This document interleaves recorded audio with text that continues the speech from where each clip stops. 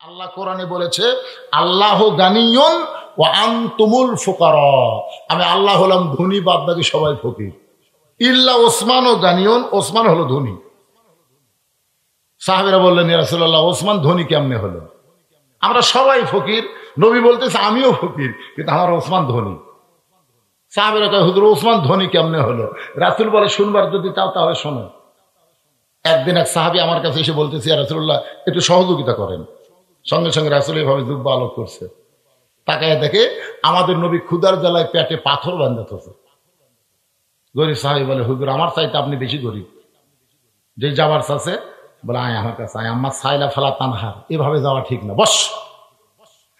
গরিব সাহাবীকে আল্লাহ নবী বসায় দিয়ে ডাক দিলেন আলী।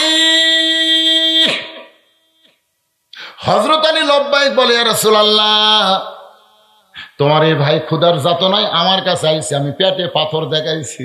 আলী বলতে তো হুজুর আজকে 3 দিন হলো আমি কিছু খাইনি, আমার দেখা লাভ নাই, আপনিও যা ইহতে আমিও তাই। রাসূল বলে আলী তোকে ডাকছে কি দেওয়ার জন্যে? বলে হুজুর কি জন্য ডাকলেন? বলে ওসমান গনির কাছে একটা চিঠি লেখ।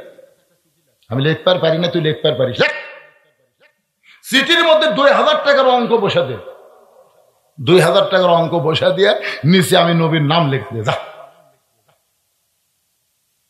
নবীর কথা মতো হয় তাহলে একটা চিঠি লিখে চিঠি নিচে আল্লাহ নবীর নাম লিখে গরিব সাহাবিক দিছে। গরিব সাহাবি চিঠি নিয়ে ওসমানের দরবার যায় থেকে ওসমান গনি আর কেশিয়ার দুইজন ঝগড়া করতেছে। ওসমান গনি বলতেছে এই কেশিয়ার এই 4 আনা গেল কোথায়? 4 আনা হিসাব দে, হিসাব না দেওয়া পর্যন্ত তোর ছুটি নাই। গরিব চিঠি দেখার চিন্তা করে 4 আনার জন্য যে হারে ধরছে 2000 দিবে। নবীর কাছে গিয়া বলতে ইয়া রাসূলুল্লাহ আপনি দিবার পারেন না তাও ভালো, কিন্তু এমন কিরপনের কাছে আমাকে পাঠালেন। বলে খবর কি? বলে 4 আনার জন্য কেশরক ছাড়েনি, তুমি চিঠি দিছা দেওয়ার পরিবেশই পাইনি, আবার যা। নবীর কথা মতো সাহাবী আবার এসেছে ওসমান গনির দরবারে। আয়েশা থেকে ওসমান গনির কেশিয়ারের কপাল ঘামা ঘাম টপ টপ করে পড়তেছে, আর কিছুক্ষণ পরেই বলতে 4 আনার হিসাব দে, 4 আনার হিসাব দে। গরিব কয় 1-8 ঘন্টা হলো যে ওসমান 4 আনার হিসাব ছাড়তেছে না, কেশিয়ার ঘামা যায় তাও ছাড়ে না, কি যে কিরপন ভাই। এর কাছে 2000 টাকা পাওয়া তো দূরের কথা, চিঠি দেখলে হয়তো ব্যবস হবে। নবীর কাছে আর যাবো না, নবীর কাছে গেলে নবী আবার পাঠাবি, কারণ না খেয়ে বসে থাকা ভালো, এ অজাতা ঘোরা ভালো নয়। আমি এক ফকিরকে দেখছি এক দরজা ভিক্ষা নিয়ে 2 দরজা বাদ দিয়ে আরেক দরজা খাড়া হয়।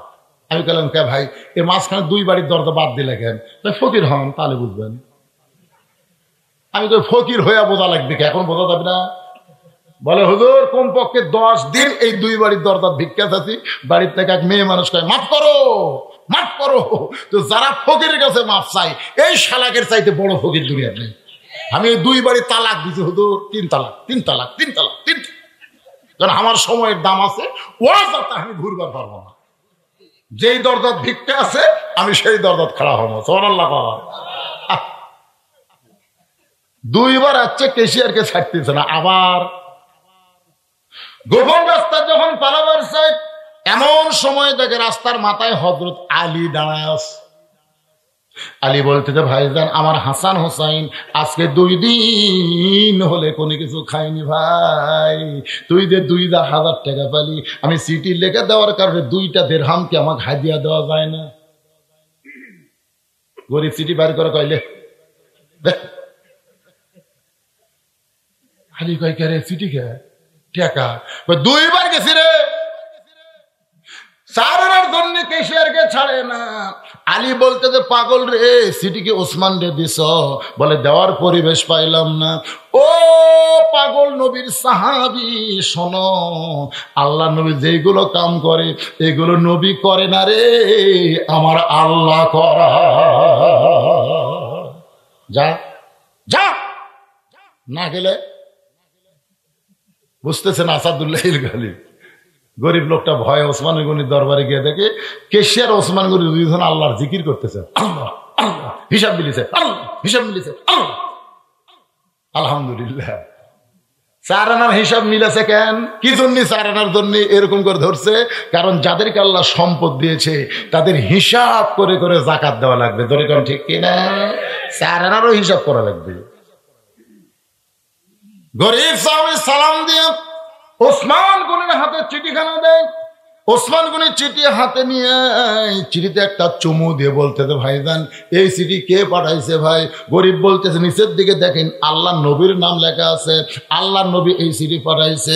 সঙ্গে সঙ্গে ওসমান গনি চিঠিতে চুমু দিয়ে বলে, ভাইজান এই চিঠি কে পাঠাইছে ভাই? গরিব বলতেছে, তোমার কি চোখ নাই? ভালো করে তাকায় দেখো, চিঠির নিচে আল্লাহ নবীর নাম লেখা আছে।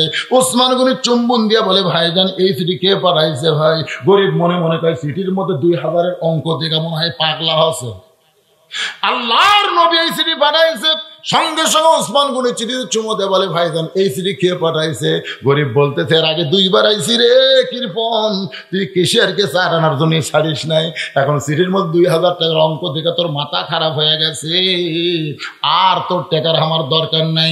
এই বলে গরিব রাগ করে নবীর দরবারে গিয়ে বলে, রাসূলুল্লাহ আপনি দিবার পারেন না ঠিক আছে, কিন্তু ওই মহান ব্যক্তি কৃপনের কাছে আমার কেন পাঠাইলেন? নবী বলতেছে, খবর কি? সমস্ত খবর যখন আল্লাহ নবীর কাছে সাহাবী কয়, নবী চোখের পানি নিয়ে বলে, আল্লাহ আমার ওসমান তো এমন হওয়ার কথা নয়, আমার ওসমান তো এমন হওয়ার কথা নয়। এই কথা বলে নবী যখন কান্দে, এমন সময় ওসমান গনি 1 বস্তা টাকা মাথায় করে নবীর দরজায় দাঁড়ায় আছে। আল্লাহ নবী বলে, ওসমান তোমার এই ভাইকে আমি 2000 টাকা দান করার চিঠি লিখছি বাজান, তুমি 1 বস্তা টাকা কেন নিয়ে দাঁড়াইছো? ওসমান গনি বলে, রাসূলুল্লাহ চিঠি পাওয়ার সঙ্গে সঙ্গে আমি 2000 টাকার নিয়ত করেছি, আর মনে মনে নিয়ত করেছি আপনার পবিত্র নাম যতবার বলবে, কারণ আপনাকে আমার এতই ভালো লাগে হুজুর, আপনার নাম যখন কি আমার সঙ্গে উচ্চারণ করে আমার দরুদ পড়া ওয়াজিব হয়ে যায়। আমি নিয়ত করেছি যতবার আপনার নাম বলবে ততবার 2000 করে টাকা বাড়াই দিব। আমার এই ভাই 3বার আপনার পবিত্র নাম বলার কারণে 6000, আর চিঠির কারণে 2000, এই 8000 টাকার বস্তা মাথায় করে নিয়ে আইছি, আপনার পবিত্র হাত দিয়ে আমার গরিব ভাই রে দান করে দেয়। গরিব কান্দে, নবী কান্দার বলে, আল্লাহ আমার ওসমানকে আমি কি দিব? আল্লাহ আমার তো দেওয়ার কিছু নাই, আমি পেটে পাথর বেঁধে বসে আছি। আল্লাহ বলে, হাবিব আপনার কিছুই দেওয়া লাগবে না, যে আপনার নাম শুনে মহব্বতে 2 করে 1000 টাকা দান করে, আমি আল্লাহ আমার জ্ঞানী ডিগ্রি ওসমানকে দিয়া দিলাম। সবচাইতে বড় মুনাফিক কারা জানেন? যারা কোরআনের ওয়াজ শোনে কিন্তু কোরআন মোতাবেক চলার চেষ্টা করে না। কোরআনের ওয়াজ শোনে কিন্তু কোরআন মোতাবেক চলা লাগবে, এই দিকে এদের খেয়াল নাই। ওয়াজ শোনার দিক দিয়ে 1 নম্বর আবু জেহেল, মানে সারা রাত কোরআন শরীফ শুনছে, সারা রাত। সকালবেলা মিটিং এর মধ্যে কি বলতে জানেন? যে এত সুন্দর কোরআনের বাণী, রাতটা কোন দিক দিয়ে গেল আমি বুঝবারই পারিনি। তাহলে আমাদের চাইতে আবু জেহেল শ্রোতা হিসাবে ভালো বলতে কি হবে? অসুবিধা আছে? আমি কি বলতেছি আমল হিসাবে ভালো? শ্রোতা শ্রোতা। এখানে অনেকে আবু জেহেলের গ্রুপ করে, যারা ওয়াজ শোনে কিন্তু ফজর নামাজ পড়ে না। এইরকম কিছু গ্রুপিং লোক আছে না? দরকার আছে না?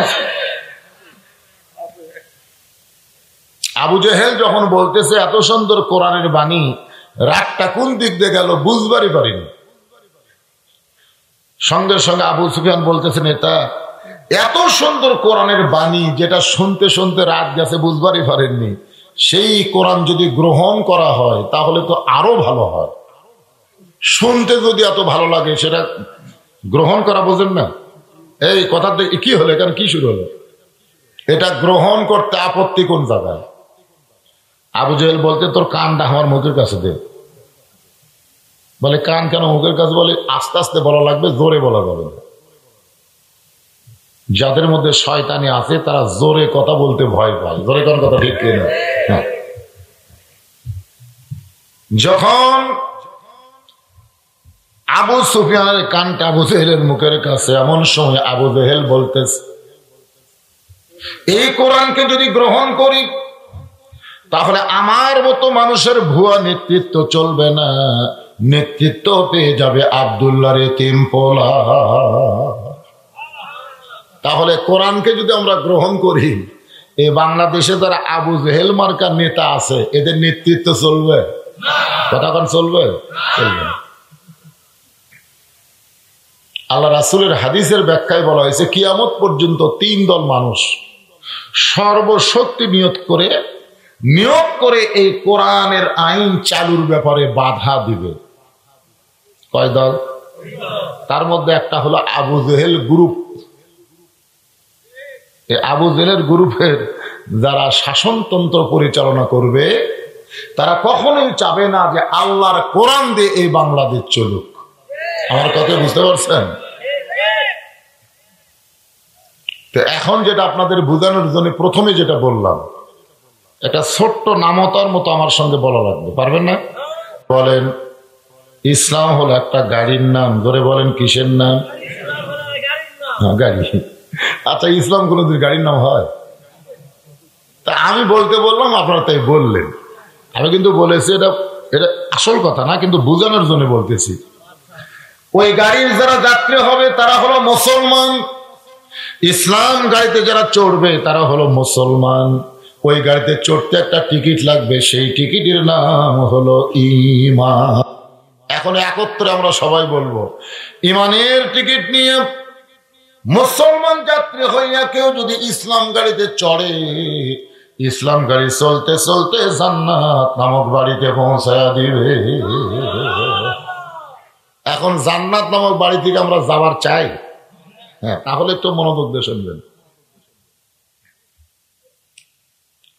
লিয়াবলুয়াকুম আইয়ুকুম আহসানু আমালা।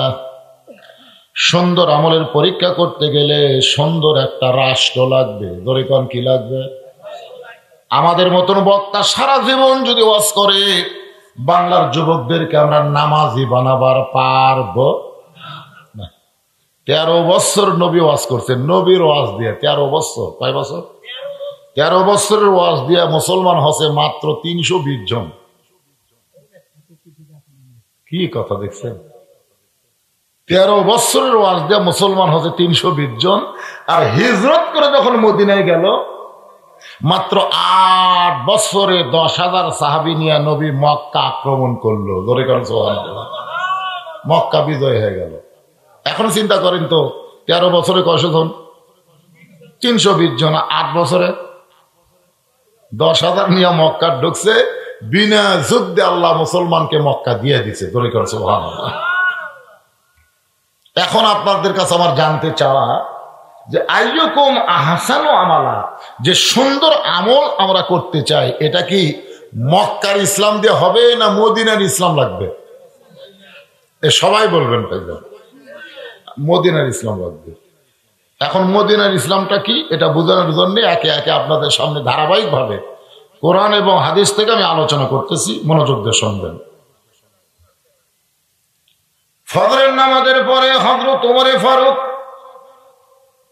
সূরা মুলুক তেলাওয়াত করতেছেন। যেই সূরা মুলুক তেলাওয়াত করলে কাফনের উপর একটা চাদর হবে, কবরের কোনো আযাব তার দেহ স্পর্শ করবে না। কিন্তু এখানে শর্ত হলো যে তেলাওয়াত আর আমল করা। কোরআন তেলাওয়াত করি আমরা অনেকেই, কিন্তু কোরআনকে তো আমল করি না। ওয়াহু আলা কুল্লি শাইইন কাদির, এই জিনিসটা নিজের চোখে দেখার জন্য হযরত ওমর ছদ্মবেশে মদিনার অলিগলি ঘুরতেছেন। হঠাৎ হযরত ওমর দেখতে পাই 2 পাহাড়ের মাঝখানে একটা বিস্তীর্ণ মরুভূমি। ওই মরুভূমির ভিতরে একজন রাখাল উট আর দুম্বা চড়ায়। হযরত ওমর আল্লাহর কোরআনকে দেখার জন্য, এই কোরআন কতটুকু শক্তিশালী, এই কোরআনের পাওয়ার কত, এটা নিজের চোখে দেখার জন্য রাখালকে সালাম দিলেন। আসসালামু আলাইকুম রাখাল ভাই, আমার পেটে ক্ষুধা লাগছে, আমি উটের 1 পেয়ালা দুধ চাই। রাখাল মুচকি মুচকি হাসে। ওমর ফারুক বল, রাখাল আমি তোমাকে সালাম দিলাম, উটের দুধ চাইলাম, তুমি সালামের উত্তর দাও না, উটের দুধ দাও না, তুমি মুচকি মুচকি হাসো কেন? রাখাল বলে, তোমার মস্ত বড় অপরাধ হলো, আগে তোমার পরিচয় দাও, তুমি কে আমারে সালাম দিলা? তোমার বাড়ি কোথায়, তোমার পরিচয় কি? ওমর ফারুক চিন্তায় পড়ে গেলেন, অর্ধ পৃথিবীর খলিফা ছদ্মবেশ ধারণ করেছি, এখন পরিচয় দিলে আল্লাহর কোরআনকে দেখা বড় কঠিন হয়ে যাবে। রাখাল বলে তোমার পরিচয় দাও, নচেৎ তোমার সালামের উত্তর দিব না, উটের দুধ দিব না। ওমর ফারুক যখন চিন্তায় পড়ে গেল, এমন সময় আল্লাহর কোরআন বলে, ওমর, রাখাল যখন তোমার পরিচয় চাইছে, তুমি আসল পরিচয় দাও। তোমার আসল পরিচয় হলো মিল্লাতা আবিকুম ইব্রাহিম ওয়া সাম্মাকুমুল মুসলিমিন। বুঝতে পারছেন? আল্লাহর কোরআন বলতেছে তোমার জাতির পিতা হলো ইব্রাহিম। একই বিষয়ে দুইজন পিতা মানা ঠিক না। বিষয় কয়টা? আর পিতা দুইজন। কেউ যদি বলে আমার আদি পিতা দুইটা, আদি পিতা কি দুইটা না একটা? কেউ যদি বলে আমার দুই বাপে জন্ম দিছে, দুই বাপে আমার জন্ম দিছে, তাহলে বোঝা গেল জন্ম দেওয়া পিতার ব্যাপারে কয়জন? আদি পিতা কয়জন? তাহলে জাতির পিতা কয়টা? মুসলমান যারা হবে, যারা মুসলমান, তাদের জাতির পিতা হলো হযরত ইব্রাহিম। এ কথা আমার না, এ কথা আমার আল্লাহ। যেই বলবো মুসলমানের জাতির পিতার নাম কি, আপনারা বলবেন হযরত ইব্রাহিম, বলতে পারবেন না? আমাদের জাতির পিতার নাম কি? আরো জোরে, জোরসে বলুন। কেউ বাধা দেওয়ার পারবে না, কারণ কোরআনের উপরে বাধা দেওয়ার ক্ষমতা কারো আছে? মাশাআল্লাহ। ওমর ফারুক বললেন, রাখাল ভাই, আমার পরিচয় হলো আমি একজন মুসলমান। রাখাল মুস্কি মুস্কি হাসে। ওমর ফারুক বলে, রাখাল, আমার পরিচয় শুনে তুমি হাসতেছো কেন? রাখাল বলে, তুমি আসল না নকল? তুমি যে মুসলমান দাবি করলে, তুমি কি মাগরিবে নামাজ পড়ছো? না না, তুমি বলতেছি সবাইকে লক্ষ্য করে, আপনারা যারা বসে আছেন। কারণ রাসূল বলেছে, লা সালাতা লা দীন, যার নামাজ নাই তার কোনো ধর্মই নেই। রাখাল বলে, পথিক হযরত ওমরকে বলতেছে, তুমি যে মুসলমান দাবি করলে, আসল না নকল? ওমর ফারুক বলে, রাখাল, মুসলমান তো মুসলমান, এর মধ্যে আবার আসল নকল কি? রাখাল বলতেছে, আসল মুসলমান যারা হবে তারা চাওয়ার ব্যাপারে সতর্ক থাকবে। আসল মুসলমান যারা হবে তারা জাত তার কাছে চাবে।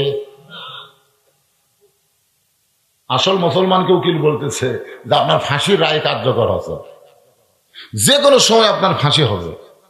যদি আপনি বাঁচবার চান, রাষ্ট্রপতির কাছে দরখাস্ত লেখেন, রাষ্ট্রপতি দয়া করে যদি আপনার পান ভিক্ষা দেয়, তাহলে আপনার ফাঁসি আর হবে না। আসল মুসলমান মুচকি মুচকি হাসে। উকিল বলে, হাসেন কেন? বলে, হাসার কারণ হলো আমি আমার জীবনে 3টা রাষ্ট্রপতিকে ক্ষমতা থাকা অবস্থায় মরা দেখছি। একটা হলো বঙ্গবন্ধু শেখ মুজিবুর রহমান, একটা জিয়াউর রহমান, একটা জিল্লুর রহমান। যে রাষ্ট্রপতি নিজেই বাঁচে না, তার কাছে বাঁচার দরখাস্ত কোনোদিন আসল মুসলমান লিখবে?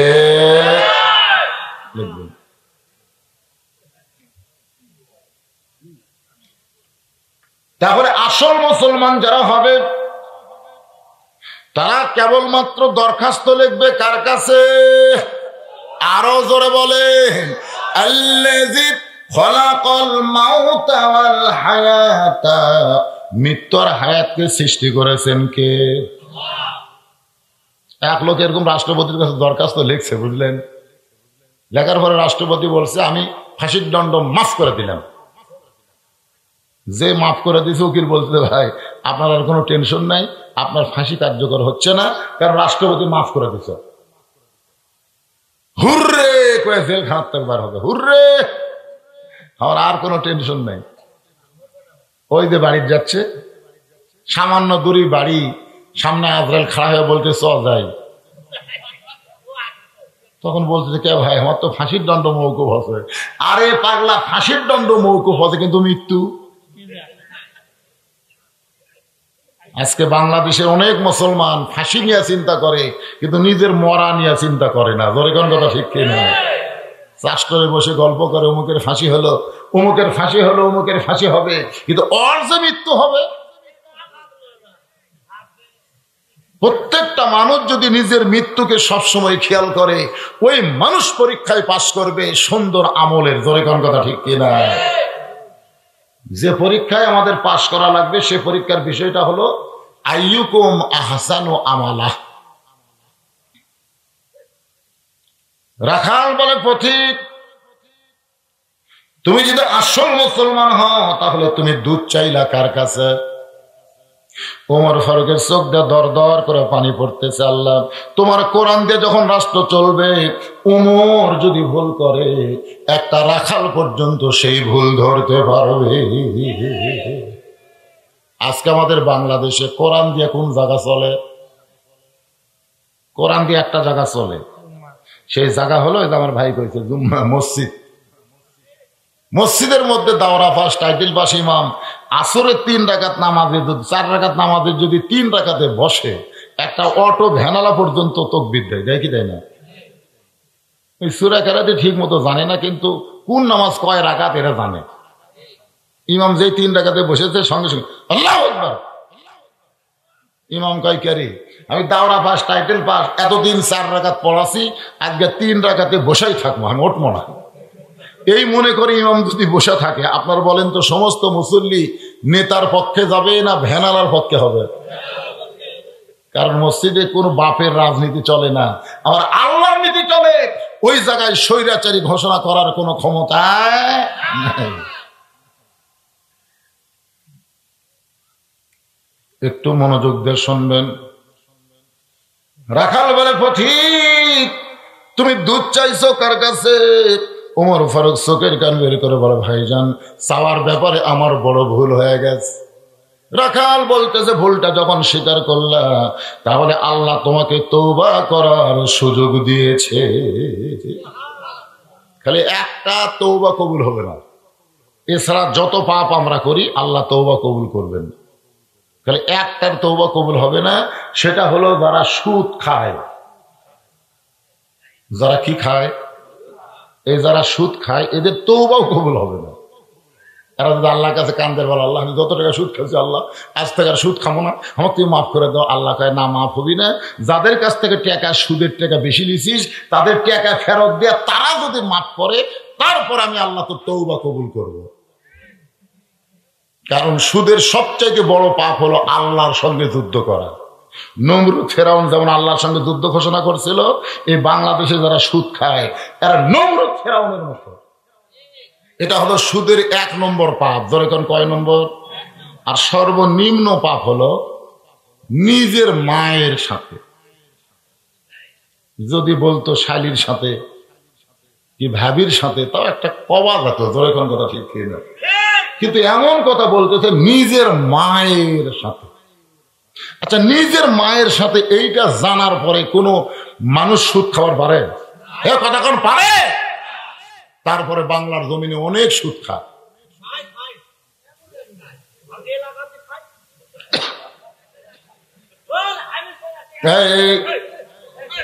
এই তো ডাঁটের সোতারে অত কথা পাবি না।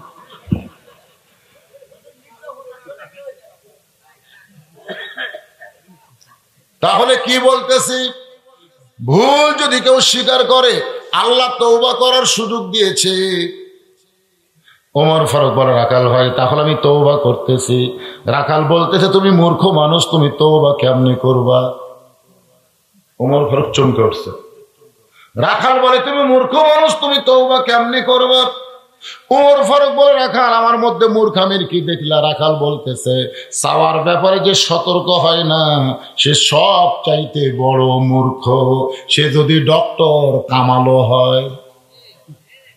18 সালে যখন নির্বাচন, আবার এই বছর নির্বাচন হবে, ধরে কোন ঠিক কিনা? 18 সালে নির্বাচন হয়নি? 18 সাল ওই নির্বাচনের আগে ডক্টর কামাল তার দল বল নিয়ে গেছিল সিলেটের শাহজালাল মাজারে। ওই মাজারে গিয়ে বাবার কাছে 2 হাত তুলে বলতেছে, বাবা আমরা ভোটার দাঁড়াচ্ছি। একের পেপারের হেডলাইন, বাবা আমরা ভোটার দাঁড়াচ্ছি। আপনারা বলেন তো, আল্লাহ বাদ দিয়ে বাবার কাছে যারা হাত পাতায়, এরা শিক্ষিত না মূর্খ? অথচ ওই মূর্খ বাংলাদেশের সংবিধান লেগেছে, দলে কোন কথা ঠিক কিনা? আর সেই সংবিধান অনুযায়ী আমাদের দেশ চলে। যে মূর্খ জানেই না চাওয়া লাগবে কার কাছে আর হাত পাতাছে কোন বাজার। যত বড়ই শিক্ষিত হও, চাওয়ার ব্যাপারে যদি সতর্ক না হও, তুমি 1 নম্বর কি? জোরে বলেন। আমার দয়াল বাবার দরবারেতে কেউ ফিরে না খালি হাতে। এখানে মাজারের নাম দেখার পরে আমার চিন্তা হলো, এই মাজারে কি এরকম চাওয়াটাও হয় নাকি? হ্যাঁ, সে মাজার লয়। মাশাআল্লাহ। দেখ, যদি এই মাজারে হাত তোলে, মাজারে যদি কেউ চায়, দৌড়ে আসে কোনো মেয়ে মানুষ যে কয় বাবা আমার পেটত বাচ্চা আটকে না, আসে ঠিকই থাকে না। এই শিরক কামটা মেয়েরা বেশি করে, ধরে কোন কথা ঠিক কিনা? এই জন্যে আল্লাহর কোরআনের আইনতে যখন বাংলাদেশ চলবে, এরকম মাজার পূজা সর্বপ্রথম বাংলাদেশ থেকে বন্ধ হবে, ধরে কোন কথা ঠিক কিনা? তুমি মূর্খ মানুষ, তুমি তওবা কেমনে করবা? বলো আমি তওবা করাই, তুমি আমার সঙ্গে তওবা পড়ো। এবার রাখাল হযরত ওমরকে তওবা পড়াচ্ছেন। ওমরের চোখ দিয়ে দর দর করে পানি পড়তেছে। আল্লাহ, তোমার কোরআন দিয়া যখন বাংলাদেশ চলবে, তোমার কোরআন দিয়ে যখন রাষ্ট্র চলবে, ওমর যদি ভুল করে, একটা রাখাল পর্যন্ত তাকে তওবা পড়ানোর সাহস পাবে। যারা মাগরিব এশার নামাজ পড়েননি, ফজর পর্যন্ত বেঁচে থাকার কোনো গ্যারান্টি আছে? একটা লোক বলেন হুজুর আমি মাগরিব এশা পড়িনি, ফজর পর্যন্ত আমার বাঁচার গ্যারান্টি আছে? তো যদি না থাকে, যারা পড়েননি তার কি খবর কি? এই জন্য আমার সঙ্গে সকলে পড়েন, সবাই যারা আমরা নামাজ পড়ছি, আমাদের যেভাবে নামাজ পড়ার দরকার হয়তো সেভাবে হয়নি। আল্লাহ রাসূল দিনে রাতে 70 বার তওবা করতেন। সাহাবীরা বলতেন ইয়া রাসূলুল্লাহ, আপনার আগে পাশে সব গুনাহ আল্লাহ মাফ করে দিয়েছে, তারপরে আপনি তওবা করেন কেন? আল্লাহ রাসূল বলেন আর তাইব হাবিবুল্লাহ, যারা তওবা করবে তারা আল্লাহর দোস্ত হয়ে যাবে, ধরে কোন সুবহানাল্লাহ। তাহলে তওবা করতে আমাদের কোনো অসুবিধা আছে? সকলে আমার সঙ্গে পড়েন, আস্তাগফিরুল্লাহ রাব্বি মিন কুল্লি জামবি ওয়া তুবু ইলাইহি। পড়তেছেন সবাই?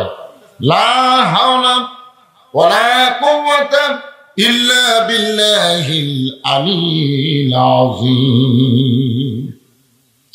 ওমর ফারুক তওবা পড়ার পরে বলতেছে, রাখাল ভাই আল্লাহর রাস্তায় উঠে 1 পেয়ালা দুধ দাও, যেই দুধটা পান করে আমি ক্ষুধা তৃষ্ণা নিবারণ করতে চাই। আগে বলেছিল রাখাল ভাই উঠের 1 পেয়ালা দুধ দাও, আর তওবা করার পরে বলতেছে আল্লাহর ওয়াস্তে। কার ওয়াস্তে? রাখাল মুস্কি মুস্কি হাসে। ওমর ফারুক বলে রাখাল আবার হাসতেছে কেন? রাখাল বলতেছে তওবা করার পরে তুমি আবার মুনাফিকি করলে। যেই কইছে মুনাফিক, ওমর ফারুকের চেহারা রক্তের মতো লাল হয়ে গেছে। ওমর ফারুক বলে রাখাল মুখে যা আসে তাই বলতে পারো না। আমারে কাফের বললে আমি রাগ করবো না, কিন্তু মুনাফিক বললে আমার কলিজায় আগুন ধরে। কারণ কাফের থাকবে জাহান্নামের উপরে, আর মুনাফিক থাকবে জাহান্নামের তলে। উপর থেকে কাফের রাতে পেশাব পায়খানা করবে, নিচে থেকে মুনাফিক সে পেশাব পায়খানা খাবে। এখন বলেন কাফের ভালো না মুনাফিক ভালো? কোনটা ভালো না? অনেকে বলে না নৌকা আর ধানের শীষ, একই সাপের 2 বিষ। তার মধ্যে একটা ভালো নাই। এখন ভালো আছে না নাই? আছে তো রে ভাই। কাফের উপর থাকবে আর মুনাফিক তলে থাকে। কাফেরেরা যা পেশাব পায়খানা করে তলে থেকে মুনাফিকরা খায়। দুইটাই খারাপ, কিন্তু বেশি খারাপ হলো মুনাফিক। সাহাবীরা বললেন ইয়া রাসূলুল্লাহ মুনাফিকের আবাদ কোথায় হয়? আল্লাহ রাসূল বললেন ইহুদির মধ্যে, খ্রিস্টানের মধ্যে, হিন্দুর মধ্যে, কাফেরের মধ্যে কোনো মুনাফিক নেই। মুনাফিকের আবাদ হয় মুসলমানের ভিতরে। আর এই মুহূর্তে গোটা পৃথিবীর ভিতরে সবচাইতে মুনাফিকের ফ্যাক্টরি হচ্ছে আমাদের বাংলাদেশ। হাই রে মুনাফিক ভাই! আমাকে ধাপের হাটে এক মুসলমান 3 হাত গাছে দুধের গাই লিয়া বিক্রি হয়নি, একজন বলতেছে ভাই রে বিক্রি তো হয় না, কি করি? তোকে হিন্দু হ, ওই হিন্দুর ধুতি পরে কপালে একটা তিলক দিয়ে গরু লেগেছে, যা মাত্র বিক্রি হচ্ছে। সবাই বলছে যে হিন্দুরা মিথ্যা কথা কয় না রে, হিন্দুরা মিথ্যা কথা কয় না। এই বাংলাদেশে মুসলমানেরা এত মিথ্যা কথা বলে যে হিন্দু বিশ্বাস করে কিন্তু মুসলমানকে বিশ্বাস করে না। ধরে কথা কর না, এই মুনাফিকের বাংলাদেশ। অথচ আমরা সকলে বলতাম ওলি আল্লাহর বাংলাদেশ, শহীদ গাজীর বাংলাদেশ, রহম করো আল্লাহ, রহম করো আল্লাহ। এখন শেখ হাসিনার বাংলাদেশ, খালেদা জিয়ার বাংলাদেশ যেন গজব পড়ছে আল্লাহ, যেন গজব পড়ছে আল্লাহ। কিরে, এ দেশটা কিসের দেশ? ওলি আল্লাহর বাংলাদেশ। আর এখন হচ্ছে মুনাফিকের বাংলাদেশ। একটু মনোযোগ দিয়ে শুনবেন।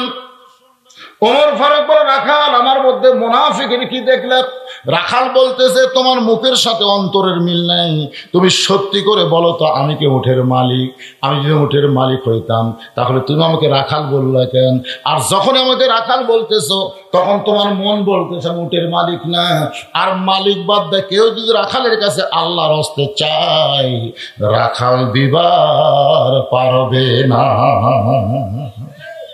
মনে করেন সে রাখাল হচ্ছে আমি, মনে কর কেবল টেস্ট থেকে নামছি, একজন দৌড়ে এসে 100 টাকা দিয়ে হুজুর দোয়া করেন। টাকা পকেটের থেকে কিসের দোয়া ভাই? হ্যাঁ, বইয়ের পেটে বাচ্চা হয়েছে, আল্লাহ একটা পুত্র দেন। সঙ্গে সঙ্গে চোখ বন্ধ করে চিন্তা করলাম, আমি 3টা মেয়ের বাপ, আমি নিজেই 3টা মেয়ের বাপ। আমার দোয়া দিয়ে পুত্র সন্তান হলে আল্লাহ আমাকে একটা দিত। জোরে কোন ঠিক কিনা? কারণ যতবার আমার বইয়ের পেটে বাচ্চা হয়েছে প্রত্যেকবার আমি দোয়া করছি, আল্লাহ একটা পুত্র সন্তান দেও।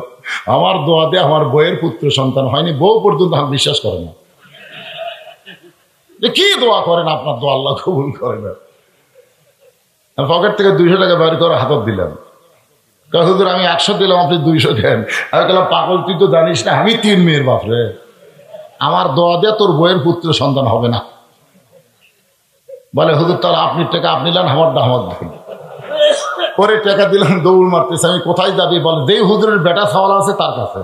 আমি বললাম কোনো হুজুরের কাছে না, কোনো মাজারে না, কোনো পীর সাহেবের কাছে না, পাইতে যদি চাও কেবলমাত্র আল্লাহর কাছে চাও। ধরে তোর কথা ঠিক কিনা? রাখাল বলে, পথিক সত্যি যদি তুমি আল্লাহর হস্তে উঠে 1 পেলা দুধ চাও, তাহলে এখান থেকে মালিকের বাড়ি হলো 10 মাইল ধরে। ওই মালিকের বাড়ির দরজা দিয়ে বলো, মালিক তোমার রাখাল উট আর দুম্বা চড়াই, তুমি মালিক যদি হুকুম দাও তাহলে রাখাল আল্লাহর হস্তে উটের 1 পেলা দুধ দিবে। ওমর ফারুক বলে, রাখাল ভাই ওই 10 মাইল কষ্ট করে যাওয়ার দরকার আমার নাই, বরং তোমাকে 2টা টাকা দিলাম, এই 2টা টাকার বিনিময়ে তুমি উটের 1 পেলা দুধ দাও। রাখাল মুচকি মুচকি হাসে। ওমর ফারুক বলে, রাখাল হাসতে তো কেন? রাখাল বলে, পথিক তুমি কি হযরত ওমরকে চেনো? তুমি হযরত ওমরকে চেনো? যদি ওমরকে চিন্তা এরকম বেসাইদা কথা বলতে না। তুমি জানো ওমরের গুপ্ত বাহিনী যদি দূর থেকে দেখবার পায়, তুমি আমাকে 2 টাকা ঘুষ দিছো, ঘুষ। আর মালিক বাদ দিয়ে তোমাকে আমি উটের 1 পেলা দুধ দিলাম, তাহলে তোমাকেও ধরবে আমাকেও ধরবে। কোরআন দিয়ে যখন রাষ্ট্র চলে তখন ঘুষের বাণিজ্য চলে না। জোরে কোন কথা ঠিক কিনা? আমাদের বাংলাদেশে ধনীদের সন্তানেরা লেখাপড়া না করে কোনো মতে পাশ করে চাকরি পায়, আর গরিবের ছেলেরা গোল্ডেন এ প্লাস পাওয়ার পরেও তাদের চাকরি নেই। একটাই কারণ, ঘুষ। আর রাশি অল মুরতাশি কেলাহুমা ফিন্নার, যে ঘুষ দিবে এবং খাবে উভয়ে একসাথে জাহান্নামে যাবে। এই হিসাবে আমাদের বাংলাদেশের মানুষ জান্নাতও বেশি যাবে না, জাহান্নামও বেশি যাবে। ঘুষ নাই এমন একটা ধারাও নেই। এসিলেন বোঝেন না? ম্যাজিস্ট্রেট সাহেব আসরের রোজু করতেছে, ইতিমধ্যে 1 লোক টাকা লিয়ে গেছে। তো বলতে তোর ঘুষ আক্কেল নাই, এখন নামাজের রোজু করতেছি। আর এই সময় তুই টাকা লিয়ে আইছিস, আমি নামাজের আগে ওই টাকা হাত দেওয়া সময় না। তোর যদি সময় না থাকে তুই ডয়ারের মধ্যে খেয়ে যা। মাথার টুপি দিয়ে ওযু করতেছে, এরপরও শালা ঘুষ খাবি নামাজের পরে। আমাদের বাংলাদেশে অনেক অফিসার আছে রোজার মাসে ঘুষ খায় টেবিলের নিচ দিয়ে। জোরে কোন কথা ঠিক কিনা? রাখাল বলে পথিক, উমরের গুপ্ত বাহিনী যদি দূর থেকে দেখবার পাই তুমি আমার 2 টাকা ঘুষ দিছো, মালিক বাদ দিয়ে উটের দুধ দিলাম, তাহলে তোমাকেও ধরবে আমাকেও ধরবে। এই বয়সে কি তুমি ধরা পড়বার চাও? ওমর ফারুক বলে, রাখাল ভাই তাহলে চলো পাহাড়ের গুহার মধ্যে যাই, ওই গুহার মধ্যে গিয়ে গোপনে 2 টাকা দিব, তুমি গোপনে উটের 1 পেয়ালা দুধ দিবে। রাখাল চিল্লায় বলে, ভণ্ড তুমি, ভণ্ড তুমি, ভণ্ড। ওমর ফারুক বলে, রাখাল আমার মধ্যে ভণ্ডামির কি দেখলা? রাখাল চোখের পানি বের করে বলে, পথিক রে, পাহাড়ের গুহার মধ্যে দেওয়া না করলে ওমরের গুপ্ত বাহিনী দেখতে পাবে না, আমার মালিক জানতে পারবে না, কিন্তু রাখালের আল্লাহ দেখতে রাখালের আল্লাহ দেখে। তাবারাকাল্লাযী বিয়াদিহিল মুলক। পুলিশ দেখে, র্যাব দেখে, সিসি ক্যামেরা, জয়পুরহাটের অমুক মাহফিল, অমুক মার্কেট সিসি ক্যামেরা দিয়ে নিয়ন্ত্রিত। তখন চোরেরা যায় ভালো হয়ে যায়, ওরে সিসি ক্যামেরা রে, সিসি ক্যামেরা রে। আল্লাহ কয়, পাগলা, এই সিসি ক্যামেরা তো কেবল আসলো রে, আর জন্মের সাথে সাথে 2 কান্দে 2টা ক্যামেরার বাপ আমি বসে থুছি। ধরে কোন কথা ঠিক কি না? সকালবেলা গল্প মারতেছে, তুই কয়টা মারছু? মানে হসে যে রাত্রে আর দিনের রেজাল্ট হসে, বুঝতেছ না? তো তুই কয়টা মারছু? আমি 100টা মারছি। ভাই তুই কয়টা? আমি 200টা মারছি। কেউ দেখেনি? আরে দরজা জানলা বন্ধ করে সিল মারছি, দেখবি গেলে। 2 কান্দের 2 ফেরেশতা বলতেছে, আল্লাহ শয়তানটা কি বলতেছে, দরজা জানলা বন্ধ করে মারছে, দেখেনি? তাহলে আমরা কি করছি? যদি ফুলগুলো হয় অভিমানী ঝরে যায়, আমি মালা গেথে বলো কারে পরাবো। সবাই বলেন, সে যে কেন এলো না, কিছু ভালো লাগে না, কবরে আসো তারে আমি সিল মারিব। আল্লাহর সিল মারা বোঝেন? খাতামাল্লাহু আলা কুলুবিহিম ওয়া আলা সামিহিম ওয়া আলা বুসারিহিম গিশাওয়া। দাদা ভোট দেবার আইছে, নাতি দৌড়ে গিয়ে বলে, দাদা কষ্ট করে কেন আইছেন? আপনার ভোট আমরা দিয়ে দিছি। দাদা মন খারাপ করে যখন যায়, নাতি ডাক দেয়, বলে, দাদা দাদিকে যেন পাঠান না, দাদির ভোটটাও দেওয়া হবে। দাদা কান্দের বলে, 3 বছর আগে তোর দাদি মরছে, তার ভোট কেমনে দিবি? বলে, বর্তমানে মরা মানুষের ভোট চলতিছে।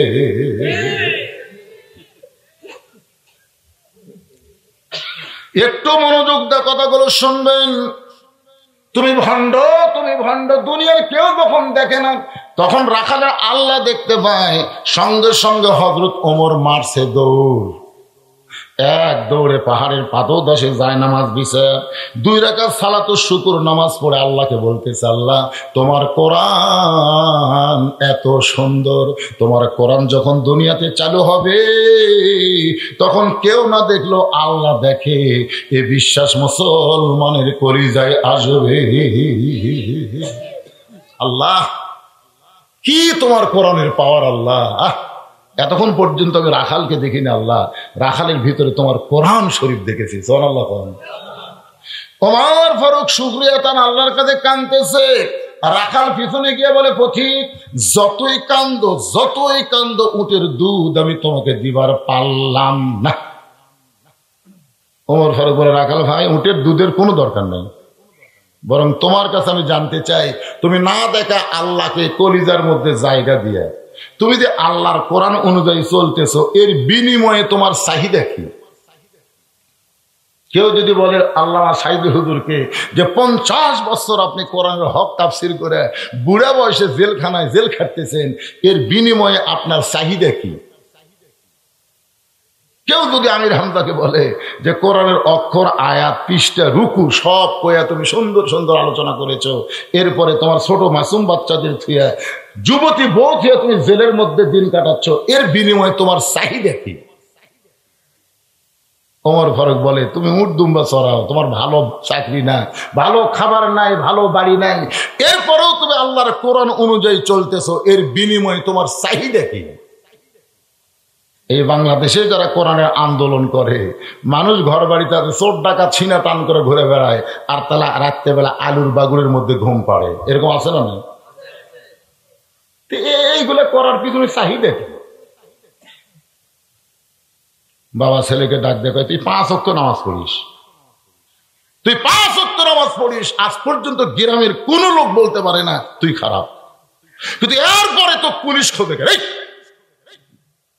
এরপরে তো পুলিশ খোঁজে। এই গ্রামে চোর ডাকাত নাই, একটা চোর ডাকাত পুলিশ খোঁজে না, তো খোঁজে। তুই 5 ওয়াক্ত নামাজ পড়িস, তুই কারোর সঙ্গে খারাপ ব্যবহার করিস না, এই গ্রামের সবাই বলে আপনার ছেলেটা খুবই ভদ্র, তারপর তোকে পুলিশ খোঁজে খেয়ে। তখন বলে বাবা আমি কোরআনের দল করি। বাপ কয় এইটা করে তোর চাহিদা কি রে?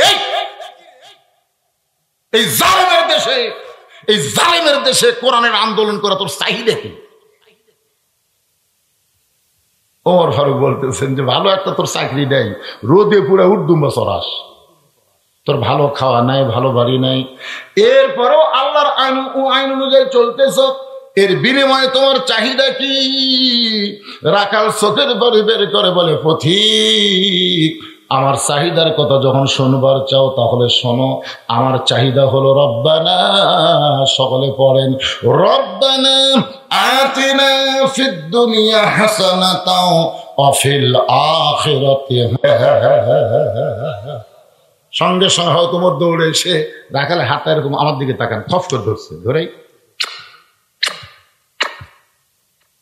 3টা চুমা খাচ্ছে।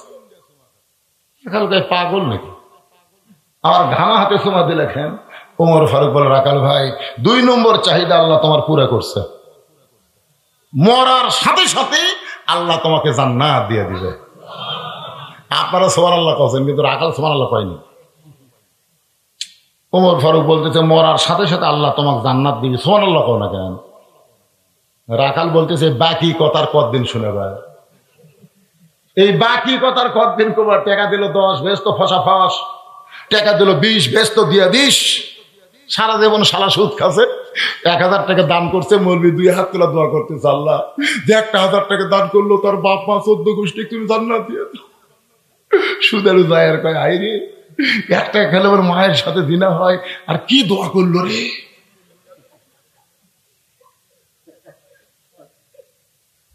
বেনামাজি মরে গেছে, ইমাম সাহেব এখন বলতেছে ভাই এ লোকটা কি জীবিত অবস্থায় নামাজ পড়ছে? তখন একজন বলতেছে মাঝে মাঝে পড়ছে, মাঝে মাঝে পড়েনি। হায় হায়, মাঝে মাঝে নামাজ পড়ছে, মাঝে মাঝে পড়েনি। তখন একজন বলতেছে কাফারা দিলেই হবে। কাফারা কি? কাফারা বলে 2টা কোরআন শরীফ দেশ। ওই 2 কোরআন শরীফ কিনবার যাচ্ছে মার্কেটে। একজন বলতেছে পাগলা মার্কেটে যাচ্ছিস কেন? ও মাদ্রাসার মাহফিল হবি, ওই ছাত্ররা কোরআন শরীফ বসে থাকবি, মার্কেটে কোরআনের দাম বেশি রে, ওটি না কেন ওটি কিনিস। মাদ্রাসার ওয়াজ হচ্ছে, টেবিলটা কোরআন বসে আছে, দেখা ভাই 2 কোরআনের দাম কত? 100 টাকা দিলি হবি। এত সস্তা! ওই 100 টাকাতে 2টা না লিয়া 200 টাকার 4টা লিছে, লিয়ে এসে 4টা কোরআন দিয়ে টেদর দিতে হুজুর ফাটাফাটি দোয়া। বাপ মা জান্নাত, যে কোরআন দিল সেই জান্নাত। তখন যাচ্ছে আর বলতেছে আমার বাপ মা তখন জান্নাত পাঠানো, আমি সলুক বলে দেবো, নামাজ টামাজ পড়বো না, মরে গেলে 10 কোরআন দান করে। আপনারা বলেন তো এগুলা কি নগদ ওয়াজ না বাকি ওয়াজ? রাখাল হযরত ওমরকে বলে পথিক মরে গেলে জান্নাত পাবো, এইটা শুনে আমি সুবহানাল্লাহ বলবো না। ওমর ফারুক বলে তাহলে কি হলে তুমি সুবহানাল্লাহ বলবা? বলে আমি নগদ ওয়াজ চাই। মহামানব হযরত ওমরকে কেমনে দেখতে পাবো? এই কথা বলতে তোমার কোন জায়গাত বাজে? আমি নগদ বোঝেন না?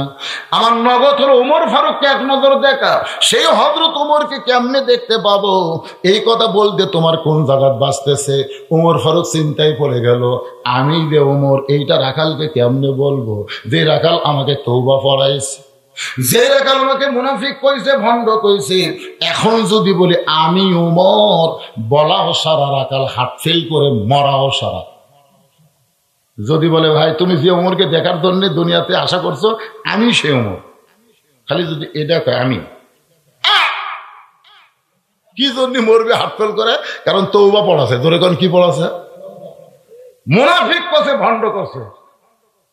ওমর ফারুক চিন্তায় পড়ে গেলেন, আমি যে ওমর এইটা রাখালকে কেমনে বলবো? এমন সময় আল্লাহর কোরআন বলতেছে ওমর উদউ ইলা সাবিলি রাব্বিকা বিল হিকমাহ। ডাইরেক্ট যদি বলবার না পারো তাহলে অ্যাঙ্গেল মারো। বর্তমানে বাংলাদেশে আমরা বক্তারা ডাইরেক্ট ওয়াজ করবার পারতেছি না। কয়েকদিন আগে বদলগাছিতে জামালগঞ্জ নাকি ওইখানে একটু ডাইরেক্ট বলবার চাইছিলাম, ওরে বাবা রে, সাথে সাথে টেজের উপর এসে চিল্লি জোরে কথা ঠিক কিনা। আমি সেদিন থেকে নিয়ত করছি আপাতত ডাইরেক্ট মারবো না, এখন অ্যাঙ্গেলে মারতে হবে জোরে কি মার। আল্লাহ কোরআনে বলতেছেন যেখানে ডাইরেক্ট হবে না সেখানে হক কথা বলা বন্ধ করা যাবে না, বরং সরাসরি না মারে একটু জেঁকা করে মারো, একটু কি করে মারো, অ্যাঙ্গেল বোঝেন না, অ্যাঙ্গেল বোঝেন না, এ সোজা দেয় দেখবেন মাথায় ঘুটে, এর নাম কি অ্যাঙ্গেল। ওমর ফারুক বলে রাখাল সত্যি যদি ওমরকে দেখবার চাও তাহলে তোমাকে ফজরের নামাজ সামনে কাতারে আদায় করা লাগবে। ফজরের নামাজ সামনে কাতারে যদি আদায় করো, মেহরাবের মধ্যে যেই মানুষটাকে দেখবা ইমামতি করতেছে ওই মানুষ কি হলেন হযরত ওমর। এখন চিন্তা করেন এই কোরআন দিয়ে যখন রাষ্ট্র চলবে তখন এমপিগিরি শুধু সংসদে করলে হবে না, মসজিদের ইমাম হওয়া লাগবে। যত বড় নেতা হবে তত বড় মসজিদের ইমামতি করা লাগবে। আমাদের বাংলাদেশের সামনে ইলেকশনে যারা ভোট লিবার আসবে আপনার আগে খেয়াল করে দেখবেন এরা কোনো মসজিদে ইমামতি করবার পারে কিনা। ইমামতি যদি করবার না পারে তাকে আপনার আমানত ভোট দিলে আপনি পাপী হয়ে যাবেন। আল্লাহ কোরআনে বলেছে ইন্নাল্লাহা ইয়ামুরুকুম আন তুআদ্দুল আমানাতি ইলা আহলিহা ওয়া ইযা হাকামতুম বাইনান নাস আন তাহকুমু বিল আদল। যাকে চেয়ারম্যান বানালেন ও যদি ঘুষ খায়, সুদ খায়, ও যদি জনগণের সম্পদ মারে খায়, ওই চেয়ারম্যান খালি একলা পাপী হবে না, হাসরের ময়দানে অনেক নামাজের গলা দেখ আল্লাহ ঝুলে দিবে সিমেন্টের বস্তা রডের। তোকে আল্লাহ আমি সিমেন্টের বস্তা রড, তুই চেয়ারম্যানের ভোট দিস নেই, কয় হয় ওই চুরি করছে, চোরের একটা অংশ তোর আমল নামা থাকছে, তুই ওরে ভোট দিয়ে চুরি করার সহযোগিতা করছিস, ওরা একলা পাপ হবে না, তারা ভোট দিছে তারাও সে পাপের একটা অংশ পাবে। আর ভালো মানুষকে ভোট দিবেন, ও যত ভালো কাজ করবে ও একলা সওয়াব পাবে না, যারা ভোট দেবে তারাও সওয়াব পাবে। যে আয়াত পড়লাম সে আয়াতের তাফসীর ঠিক কোন বার না কোন আমার কোন আপত্তি নেই, আপনার ঠিক করলেও ঠিক না করলেও ঠিক। বোবা শয়তান কোনোদিন ভালো কথা বলে না, জোরে কোন কথা ঠিক কিনা। এইবার একটু হয়েছে মাইক এরকম পটপট করে কেন? লিল্লাহে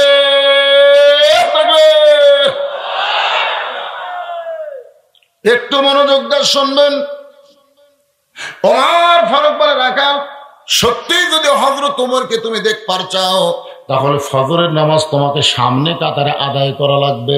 সামনে কাতারে যদি ফজরের নামাজ আদায় করো তাহলে মেহরাবের দিকে লক্ষ্য করে দেখবা যে মানুষটা ইমামতি করতেছে ওই মানুষটি হলেন হযরত ওমর।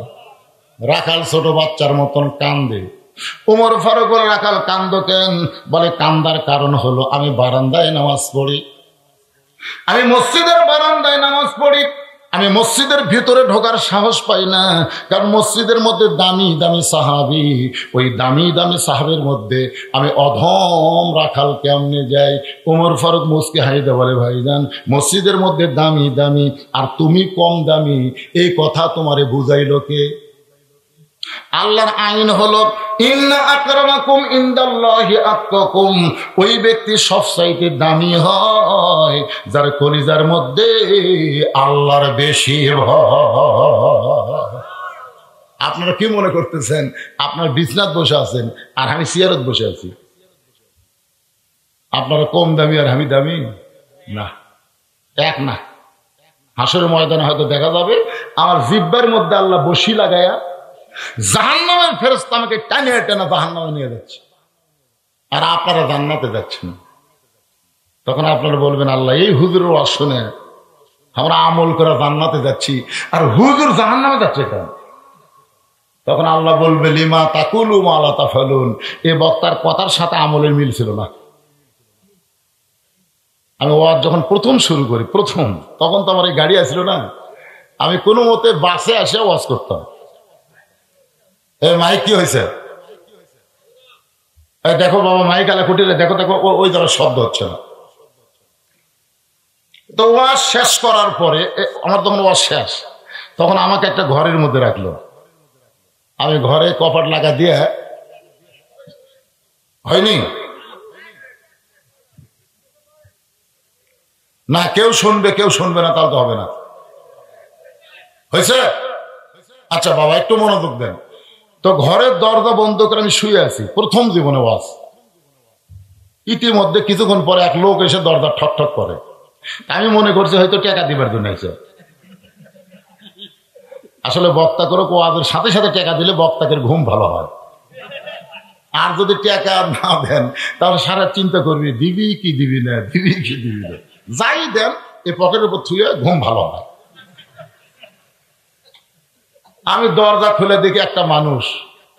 আমি বললাম, কে ভাই আপনি কমিটির কে? ভাই হুজুর আমি কমিটির কেউ না, আমি আপনার সাথে থাকবো।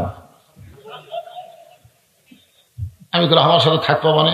বলে আমার বাড়ি অনেক দূর হুজুর, আপনারা শুনবার আইছি, এখানে আমার কোনো আত্মীয় স্বজন নাই, এজন্য আপনার কাছে আমি একটু থাকতে পারছি। আমি তখন বললাম, পাগল তুই হলি শ্রোতা, আমি হলাম বক্তা, শ্রোতা একসাথে থাকা জায়েজ নেই। আমার বলে হুজুর আমি কোথায় যাবো, হুজুর আমার তো জায়গা নাই। যাই হোক, আর কথা শুনে আমি থাকতে দিলাম ঘরের মধ্যে, নিচে বিছনা আছে, এখানে ঘুমা। আমি ঘুমাইছি, ওরে ঘুমাতে খোয়া, ঘুম থেকে চেতন পাইছি, দেখে আমার গাঁত ল্যাপ নেই। আমি কইলাম কে রে, ঘুমের মধ্যে ল্যাপ কি পড়ে গেছে দেখি, তাকায় দেখি ওই অর্ধেক ল্যাপ নিচে দিছে, অর্ধেক উপরে দিছে। অর্ধেক ল্যাপ নিচে দিছে আর অর্ধেক উপরে দিয়ে। আমি চিন্তা করলাম কে রে, আমার ল্যাপ কখন দিল দেবে। আমার ব্যাগের মধ্যে একটা চাদর আছে এরকম, ওই চাদর বার করে আমি গাওয়াত দিলাম। ফজরের নামাজের পরে লোকটা যখন চলে যাচ্ছে, আমি ডাকতে বললাম, ভাইজান আপনি কোথায় যাচ্ছেন? বলে হাত মুখ ধোবার যাচ্ছি। আমি বললাম বাড়ি যাবেন না? নাস্তা করে দেবো। আপনি নাস্তা খাবেন, আমি না খেয়ে যাবো? যখন নাস্তা দিল, আমি যা খাই আমার তো ডবল খায়। যখন বিদায় নিচ্ছে তখন আমাকে বলছে হুজুর যাই। তুমি মস্ত বড় বেয়াদব, আমার ল্যাপ তুমি কাইলা নিয়ে অর্ধেক নিচে অর্ধেক উপরে যে ঘুম পারলাম। তখন কয় হুজুর আমি বেদব না আপনি বেদব?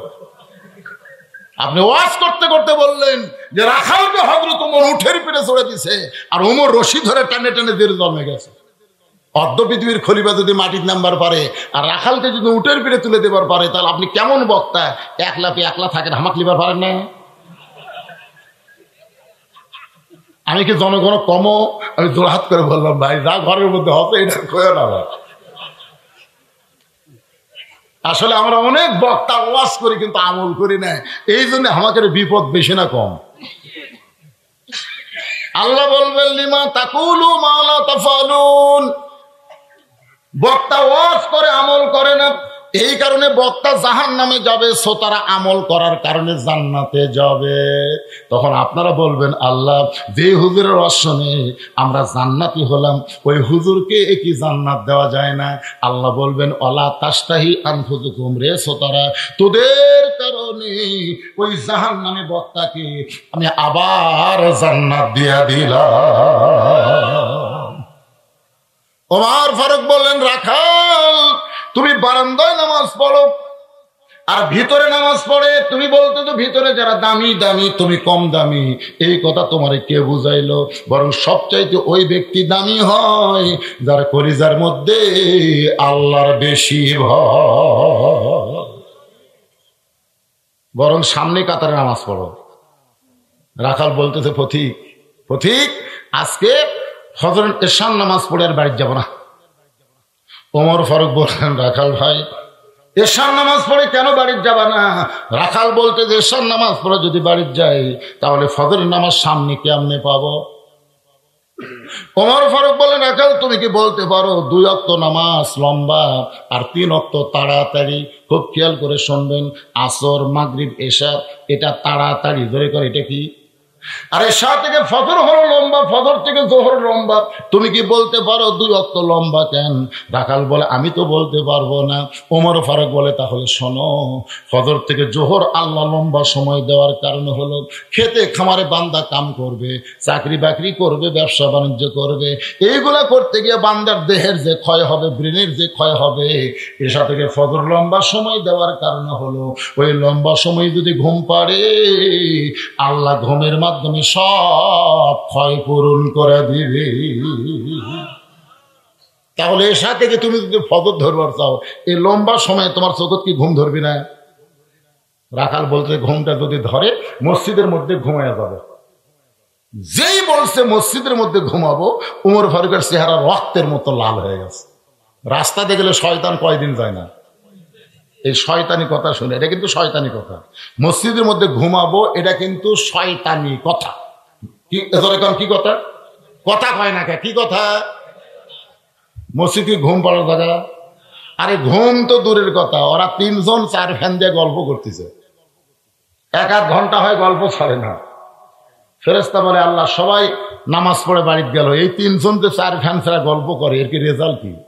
আল্লাহ বলতেছে নামাজের পরে যতক্ষণ মাথার উপর ফ্যান ঘুরিছে, যতক্ষণ ওই ফ্যানের বিল এই 3 জন আলাদা ভাবে না দেওয়া পর্যন্ত জান্নাতে যাওয়ার পারবে না। কারণ মসজিদের বাপের ঘর না, ইচ্ছা মতো ফ্যান ঘুরাবে। কথাগুলো খেয়াল করছেন? মসজিদ কার ঘর? আরো জোরে বলেন কার ঘর? ওমর ফারুক বলে রাখাল আজানের গুরুত্ব দিও। এতদিন রাখাল নামাজ পড়েছে বারান্দায়, কিন্তু আজকে নামাজ পড়বে সামনে কাতারে। যেই মাত্র ফজরের আজান দিয়েছে, আজান দেওয়ার সঙ্গে সঙ্গে রাখাল বের হয়ে একে ছুটে ছুটে মসজিদ দিকে আসতেছে। আসার পরে বারান্দাকে লক্ষ্য করে বলে, বারান্দা আজকের দিনে তোর উপরে নামাজ পড়বো না, আজকে ভিতরে দেখার জন্য আমাকে ঢুকতেই হবে। সুবহানাল্লাহ। এতদিন রাখাল নামাজ পড়েছে বারান্দায়, আজকে মসজিদের মধ্যে ঢুকতে গিয়ে কিছু আলাদা নিয়ম আছে। মসজিদের মধ্যে যখন ঢুকবেন তখন কোন পায়ে ঢুকতে হবে? শুধু ডান পায়ে ঢুকলে হবে না, জবান খুলে একটা দোয়া পড়া লাগবে। এই দোয়াটাকে আপনারা জানেন? আল্লাহুম্মা আফতাহ, সকলে পড়েন আল্লাহুম্মা আফতাহ আবওয়াব রাহমাতিক। এই দোয়াটা পড়ে রাখাল মসজিদের মধ্যে ঢুকে সামনে কাতারে যাবার চায়। রাখাল যখন সামনে কাতারে যাবার চায়, প্রত্যেকটা সাহাবী নড়ে সরে রাখালকে সামনে যাওয়ার রাস্তা করে দেয়। রাখাল মনে মনে কয়, কে রে, বারান্দা থাকলে একদিন কি ভাবলাম যে মসজিদের মধ্যে দামি দামি, আমি কম দামি, আজকে ভিতরে ঢুকে দেখতেছি হারাও যা আমও তুমি। এটা কিন্তু ভিতরে না ঢুকলে বোঝা যাবে না। আমি নিজের চোখে দেখছি আওয়ামী লীগ বিএনপি জামাত 3 জন মুসল্লি, একটা হুজুর নেই, খালি বারবার ঘড়ি দেখতেছে। এখন নামাজের সময় হয়ে গেছে, একটা হুজুর নেই। তখন জামাত ইসলাম বলতেছে, ভাই নামাজের তো টাইম হলো রে, এখন ইমামতি করবি কে? আওয়ামী লীগ বলতেছে কথা তো তাই রে, বিএনপি বলতেছে একই কথা ভাই। তখন জামাত ইসলাম বলতেছে একটা কাম করা হোক, তোমার দল এখন ক্ষমতা আছে, তুমি সামনে যাও। আওয়ামী লীগ বলতেছে তোলা হাত করে বলতেছে, ভাই ওই সামনে আমাকে যাবার কোশ না, আমি মাঝে মধ্যে নামাজ পড়ি কিন্তু সামনে আমি কোনোদিনও যাইনি। বিএনপি বলতেছে খুব বেশি পারলে আকামাত দিবার পারি, আমি সামনে যাবার পারি না। জামাত বলতেছে তোরা যদি চাস তাহলে আমার আপত্তি নাই। আওয়ামী লীগ বলতেছে তাহলে সামনে যা। এখন জামাত ইসলাম সামনে যা বলতেছে, ভাই তোরা যে নিয়ত করবি, নিয়তের মধ্যে কি বলবি? একতে দায়িত্ব বেহাজাল ইমাম কবি না রাজাকার করবে? আওয়ামী লীগ কয় তুই পাগল নাকি রে, বাইরের কথা তুই ভিতরে কোষ করে, তুই রাজাকার আমি আওয়ামী লীগ ওই বিএনপি, এটা হলো বাইরের কথা। আর ভিতরের কথা হলো আমরা 3 ভাই একসঙ্গে জামাত করতে চাই। বাইরে যা ভিতরে তা নয় তো। বউ খালি কয় কি ভিক্ষা করো, 2 দিন ভিক্ষা না করলে আর থাকে না। স্বামী কয় মানুষ ভিক্ষা দেয় না রে, খালি কয় মাফ করো মাফ করো। বউ বলতে শোনো এমন একটা কথা বলি, মনোযোগ দিয়ে শোনো। বলে কি কথা?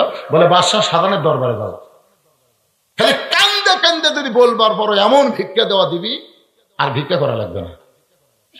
বইয়ের কথা মতো ফকির বাদশাহ সাধারণের দরবারে গেছে, যা দেখে বিশাল দরজাতে একজন লাঠি নিয়ে খাড়া হয়ে আছে, লাঠি। ফকির কয়েকের জীবনে বহু দরজা গেলাম রে, এরকম লাঠিওয়ালা মানুষ তো দেখিনি।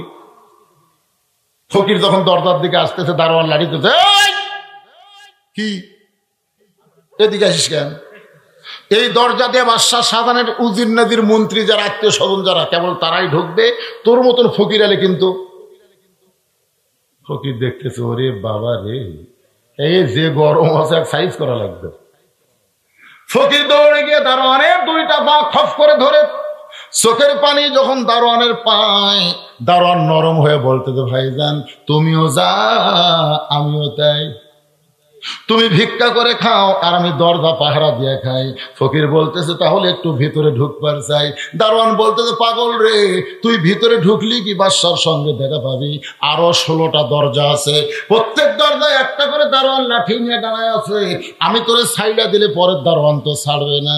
ফকির বলতে, তুমি শুধু সাইডা দাও, তারপরে কি হবে চিন্তা করব।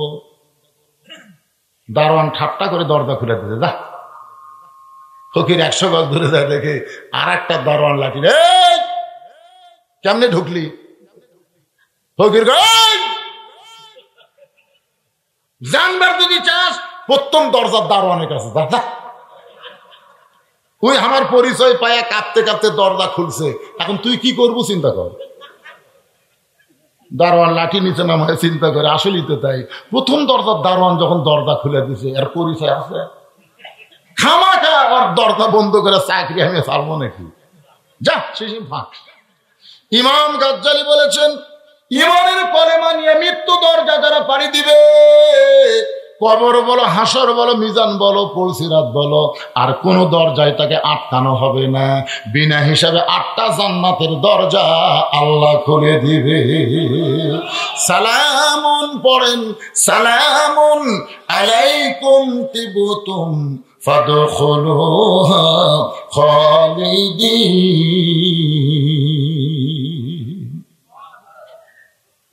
আপনাকে এলাকাতে আল্লাহ আকবার কয় না নাকি রে? তো প্রধানমন্ত্রী বলতেছে, বাবাজি এত দরজা পাড়ি দিয়ে কেমনে আসলেন?